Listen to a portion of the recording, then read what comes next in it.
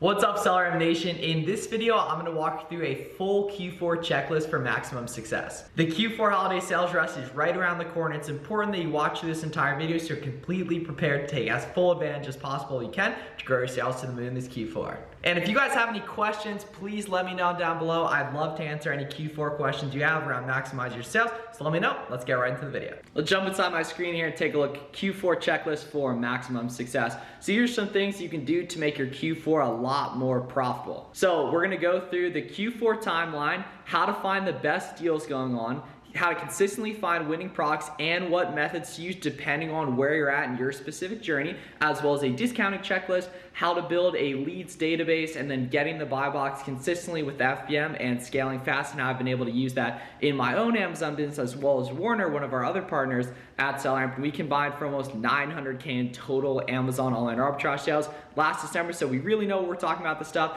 and this is everything we've learned in the past 2 years of making hundreds of thousands of dollars in profit during Q4, and we want to make sure you guys are set up for similar success and know the blueprint to do it. So in terms of the Q4 timeline, so now through November 20th, this is when you want to be testing small quantities of stuff and continuing to FBA products. So once like November 20th hits, it's really November 20th, 25th, maybe at the latest late November, that fulfillment centers at Amazon start to get backed up, so it doesn't make sense to FBA products anymore. However, where you're going to make your big money during December and the end of November is going to be hammering certain items FBM, but the key is that from now through November 20th, I'm filming this on November 9th, the really important thing is getting as much testing and proof of concept as possible, mainly going to be FBA, small quantity stuff, and then also beginning to test products FBM. A good habit to get into the next couple weeks is you're probably not making FBA shipments every day. So once product delivers, in between when the product gets delivered and when you're sending it out FBA, always toss it up FBM and just see what happens, right? Be in 0-day handling time if you can. Be FBMing on listings other people are FBMing on. But the big thing is now through November 20th is when you're testing products FBA, small quantities, trying to get as much proof of concept as possible and try to identify your favorite suppliers and favorite ASINs, so on and so forth. Once Black Friday hits, Black Friday through December 5th is the best sourcing of the entire year. This is when ideally, if you do what we go through in this video, it'll be incredibly easy to source a ton of profitable inventory. And that's also when you want to start shifting over to FBMing products. Like I mentioned, the FBA warehouses get completely backed up at Amazon. They're not checking in products as quick as you can. And when you FBM items, you can also sell items a lot quicker. There's a big lack of competition in late November and December FBA, so a ton of buy box share has to go to FBM sellers because there's no one else to fill it. So on tons of listings, you're gonna see competition going down and price going up, and those are perfect listings to jump on and take advantage of as an FBM seller. And with FBM, you can sell items a lot quicker in that you can buy something today on November 9th and receive it on November 13th or 14th or 15th and list that product immediately. And if that's a good item, that item's gonna sell pretty quick. So not only are you gonna make money faster, you're also gonna be able to replenish products faster and learn a lot faster, which especially for a lot of you guys watching is incredibly invaluable.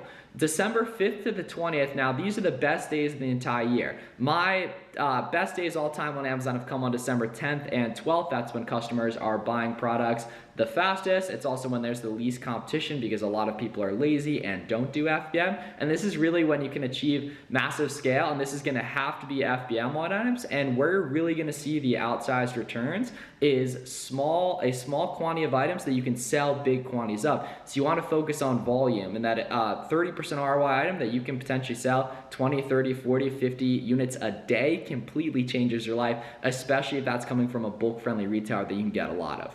So how do I find what the best deals that are going on? So there's actually a myriad of reasons, and this is really, really important to go through this checklist and have all these set up. So BlackFriday.com, as well as just press releases from different websites, you can look up like Nike.com, Black Friday Sale 2022, Kohl's Black Friday Sale 2022. You can also look on BlackFriday.com. It's a database of analysis of past Black Friday sales and predictions of future Black Friday sales. So it's literally invaluable to know exactly what deals XYZ websites had going on in the past. That's a good prediction of what they're gonna have going on in the future. You also wanna be using what's called the burner email strategy, where you create a burner Gmail account, and then as you're doing product research, you can watch some of the product research videos on our channel, you're creating accounts at as many websites as possible using that email address, so that that email address is fed marketing materials from those websites, and you get notified of what deals are going on. And you can like follow the social media accounts of your big website of all your favorite suppliers as well, because they're also gonna have other deals that are going on via that as well. You wanna create a catch-all email via what's called Namecheap. There's a lot of good tutorials on YouTube. We don't have them, but there's a lot of good tutorials on YouTube you can watch. What a catch-all email allows you to do is loop unlimited email and account signups on different websites. So for example, on Dick's Sporting Goods, there's a 10% email signup code, and it would be a pain, now it'd still be profitable, to create new emails each time, to create new accounts. You can just use it again and again. But what a catch-all email allows you to do is just loop that again and again. It makes it a lot easier. And then finding other like-minded sellers to work with is really, really helpful. SellerAmp is a Facebook group. There's tons of community on Twitter and Instagram and Discord. And you want to find other people that maybe are located near you, or that you'd be friends with IRL if you guys live near each other. And it can make it a lot easier to solve these problems together. Where should I be sourcing and how should I be sourcing, right? So as a beginner looking for your first sales, you predominantly want to be using the storefront stalking method, which you can see videos on our channel using SellerAmp, of where you're only looking at pre-vetted leads that you can already see are being sold by other successful sellers. Because as a beginner, if you're trying to do like manual sourcing and just going to a random website and looking for products, it's going to be a losing strategy because you don't know what a good item looks like. You don't already have a trend of like what brands are good. You don't know what you need to pay for certain stuff. You don't know the discounts on those websites. So predominantly focus on reverse sourcing, which is going to introduce you to your favorite websites. If you're already getting sales but want to break out to like 20 to 50K a month plus, that's when you start doing obviously reverse sourcing as well, but also manual sourcing on your favorite websites, and keep a product finder too. Keep a product finder is incredibly helpful as well. And then manual sourcing on your favorite suppliers' websites is really helpful, because if you know your favorite websites and you've bought from them in the past, you're looking back at your old leads in preparation for Black Friday, Cyber Monday, you can source a lot of those leads profitably again, which is pretty cool too. And then if you're an advanced seller looking for $100,000 plus month, so I did about 300K in my first December, and that was on a lot less ASINs than you probably think. Your outsized returns are going to be on a small quantity of ASINs that you can absolutely hammer, so you need to figure out your favorite suppliers that are bulk friendly and figure out the best profitable ASINs they have available and maximize those. That's where big money's going to be made. So discounting checklists. A lot of you guys make the big mistake as beginners and you expect items to be profitable at the retail price or the price that it shows on Google when you look up an item using SellerAmp. This cannot be further from the truth, and luckily this is actually a good thing once you get good at discounting using these methods.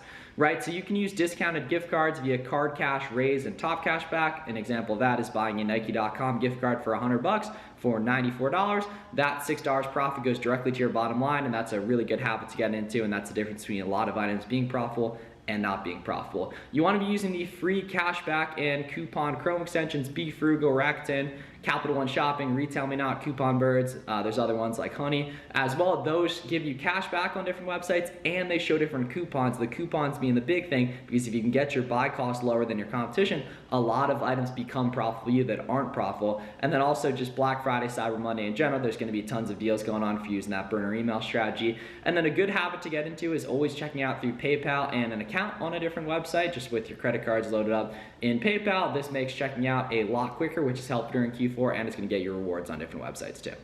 So building a leads database, this is really, really important, especially this time of year. We already spend a ton of time doing product research. You might as well maximize it. You want to track everything, right? This makes sourcing items way easier during Black Friday, Cyber Monday. Imagine if you have a big list of products that did really, really well last year, products that you sourced that were profitable, that are out of stock, a bunch of items that are almost good, that when they have that Black Friday sale become good, right there. So you want to be building a leads database, and you should have a general idea of what you want to buy and where you want to buy, at least partially prior to Black Friday, Cyber Monday, and I'm going to show you how in this video.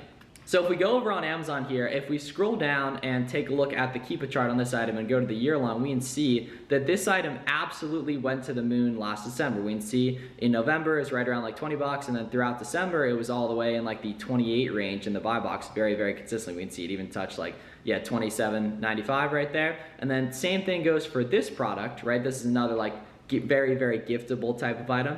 Or if we scroll down on Keepa, we go to the year long, we can see that this item went from like the mid 50s, low 50s, all the way up to like 70 bucks consistently throughout December during those peak days, December 5th to the 15th, like I mentioned. And it doesn't really make sense to go out and source this if it's not profitable today, but what it does make sense to do is catalog this on a SellerAmp Google Sheets with the one-click export feature, that this item and this item we can see both performed incredibly well. This probably means that other products in this brands are gonna do well, and that we wanna take a look for these during Black Friday, Cyber Monday at the cheapest buy cost the entire year. So all we need to do in this case is one-click exports to a Q4 lead sheet, and we can see over on SellerAmp that that item's waiting for us right here. We can export this one as well and see it's gonna pop up right there. So now we can catalog this, and it's right, like, went from 50 to 70 last December right here. And now these are the types of leads you want to go out and find, and a lot of people do a ton of product research and don't end up maximizing the value of leads because they're not organizing the stuff like this.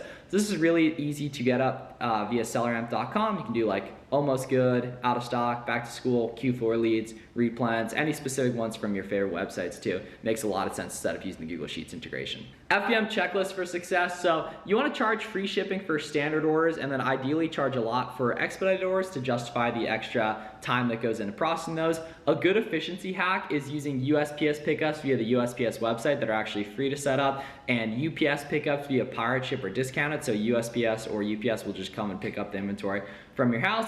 Items that are above 25 bucks but well below 1 pound are typically actually more efficient to FBM rather than FBA. So if you see an item that's like a 22% or 27% ROI on the SellerAmp Profit Calculator, just standard in the FBA mode, scroll down and toggle that on and add in the FBM shipping costs I'm about to show you. There's a good chance it's actually going to be above that 30% ROI range, and that item becomes profitable. That's a major hack for Q4 a lot of people don't consider. In terms of FBM shipping supplies that you want to have available, you can get free 4x6 labels from the UPS website. You can check out one free on the UPS website, and then you want to email them with your account number and the item number on the website, and you get like a ton of like free 4x6 labels. It's pretty funny. You can get free boxes from USPS for FBM as well that'll only work for USPS packages, and 9x12 and 12x15 poly mileage from Amazon are going to be a lot of the stuff we're going to ship stuff out in, and then 14x10x6 box range from Uline, Walmart, and Staples are going to be incredibly helpful as well. Getting the buy box FBM prior to December on a lot of items is going to be relatively hard to do unless a ton of other people are already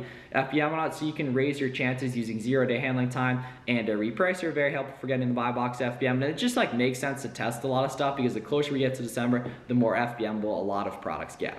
FBM checklist part 2, you're gonna buy shipping through Amazon, whatever option's cheapest, and then occasionally through pirate ship if Amazon is incredibly expensive. For the most part, items that are below 1 pound are better for USPS, and items above 1 pound typically go UPS, but USPS has actually become more competitive recently, I've been hearing. You can find the dimensions on SellerAmp just scrolling over the box, and then scroll down to the FBM calculator, toggle on FBM, and use these estimated ranges. That's gonna vary depending on your location and where the order's headed to. Like if you're in Pennsylvania and it's shipping to California, it's gonna be on the higher end of these estimates, and if you're in Pennsylvania, it's going to New Jersey, it's gonna be on the lower end of these estimates, and you're gonna figure that out as you go, because like I said, the most money you're gonna make is on the certain ASINs that you can really hammer that you're gonna find using the methods we went over in this video. If you guys got any questions, let us know down below, and we will see you in the next one, SellerAmp Nation.